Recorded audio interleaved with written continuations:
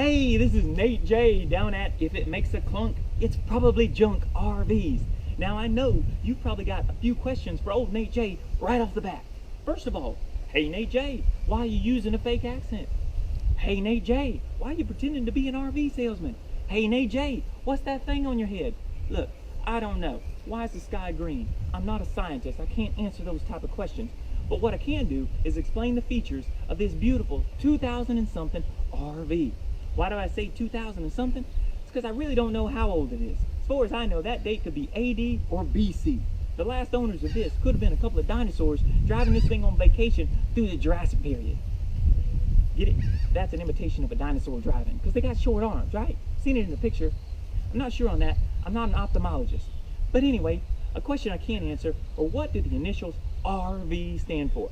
As far as I can tell, that's apple tree. But I don't know. I don't grow tomatoes. But I can see a few of you trying to throw some tomatoes at me through the screen. Anyway, let's talk about some of the features. At the front of this, what we have is the generator or power plant that provides all of the lights for this beautiful Bow Wow wagon. Now, how does it do that? Well, let me explain to you this way. A generator is kind of like a refrigerator, only they don't really have anything in common and they don't do the same thing. Got it? Neither do I. I'm completely confused. Doesn't make a difference. In this case, this generator is called an ONAN.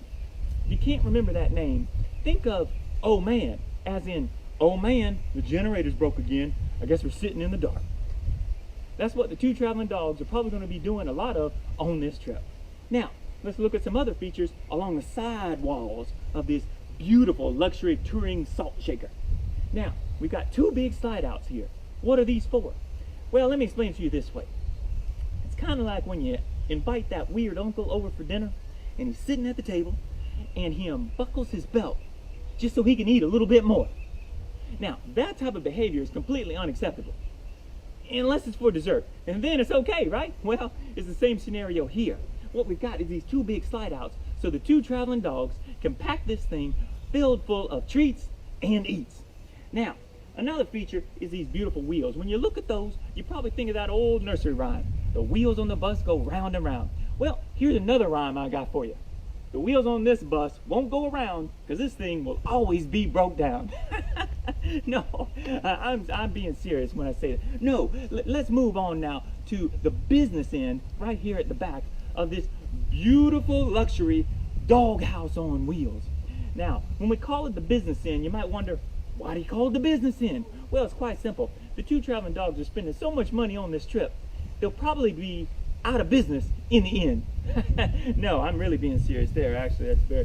Anyway, let's talk a little bit more about it. The reason they call this the business end is because this is where the motor that pushes this beautiful flea factory right on down the road. At least we hope, on most occasions. Now, in some RVs of this vintage, what we had was a Caterpillar engine. Now, the saying would go, if it's not a cat, it's a dog. Well, that just didn't seem right. Having a cat or a dog just push this big RV right down the road. That makes no sense to us. So instead, what we've got in here is a Cummins. Why do they call it a Cummins? You know, I can't tell if it's a coming or it's a going. Anyway, no. This is called a diesel pusher engine for a reason. In the case of this particular bus, push, pull, or tow would be acceptable means of conveyance, because half the time this thing's going to be broke down anyway. And that reminds me, if you see the two traveling dogs sitting on the side of the road, make sure you give them a wave. And after you give them a wave, please call roadside assistance, because if they're sitting on the side of the road, they are definitely in need of some assistance. And we always like to say, please make rescues the breed of choice. And speaking of animal rescue, this thing on my head is available for adoption right after this video. No, I'm serious. Yes, it is.